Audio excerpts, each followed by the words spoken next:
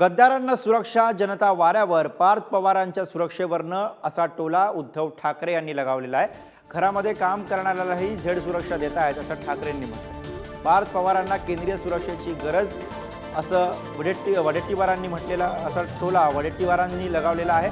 पार्थ देशामध्ये सर्वात लोकप्रिय नेते आहेत असंही वडेट्टीवारांनी म्हटलं. मला कळलं रॉकेट लॉन्चर, रणगाडे वगैरे वगैरे काय काय देतात त्यांना. आणि हेच झालेले त्यांचे सगळे जे काही त्यांच्या आजूबाजूला असलेले गद्दार लोक आहेत, अगदी साधे म्हणजे कोणाचं मी कामामुळे त्यांना मी कोणाला कमी लेखत नाही, पण अगदी घरामध्ये काम करणारे सुद्धा Z+Y+Y झेड ही काही दिले.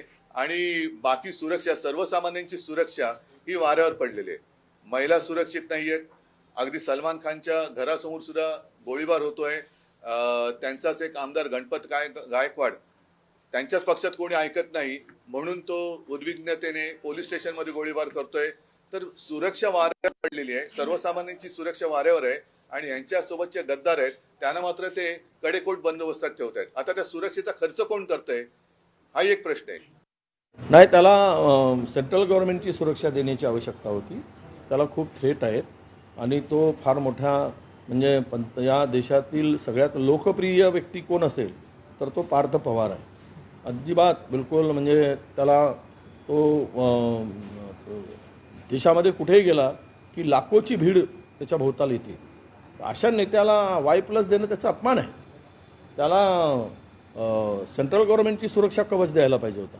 एवढा मोठा महान व्यक्ती आहे तो. त्याला म्हणजे असं म्हणेल की एकदम निष्कलंक, निष्पृह, कुठलाही शौक पाणी कसाही नसलेला असा हा तरुण आहे. त्या तरुणाच्याकडे देश आशेनं बघताय, देश नाही जग बघताय की हा पार्थ पवार उद्या जगाचा नेता होईल, तर त्याची सुरक्षा करणं हे सरकारचं काम आहे.